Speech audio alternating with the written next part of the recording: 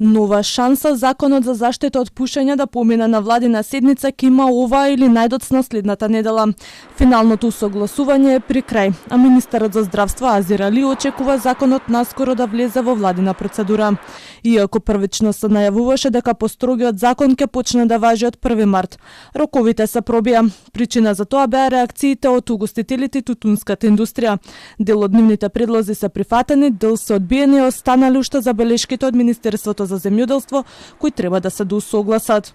Веќе законот е при крај. Денеска имам состанок, последниот состанок со министерот, за да може дополнително да се синхронизираме од правна гледна точка и ценам дека законот веќе оваа недела најбрзо до наредната недела ќе биде дел од владините процедури. Според најавите, законот ќе предвиди забрана за пушење класични цигари, како и користење електронски уреди, вклучително и ајкос и вејп во затворени простори. Дополнително ќе се утврдат јасни правила за употреба на ароматизирани вејпови. За премиерот Христијан Мицкоски, предлог законот за заштита од пушење не е шведска маса, па да се бираат вкусови. Секој може да си продава тоа што треба да си продава, но треба да има јасно правило како сето тоа ќе функционира. Се не можеме тие барања ние да ги да дозволиме и понатаму ароматизирани вајпови да се користат и деца по 11-12 години да ги користат и тоа не е во ред.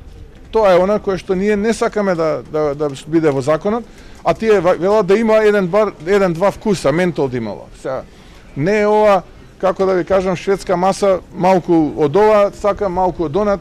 Или правиме холистички пристап со кој што ќе направиме нешто, или подобро да оставиме вака да биде како што е сега, без контрола, без ништо, па да видиме до кај ќе стигнеме. Инаку законот требаше да помине на владина седница уште пред 2 недели, но беше одложен поради дополнителни усогласувања меѓу институциите.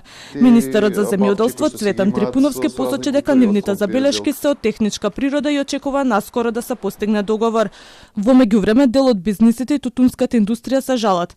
Велат дека ова нема да го намали пушењето, туку може да ја зголеми нелегалната продажба. Министерот Трипуновски пак уверува, законот нема да му наштети на домашното производство на тутун.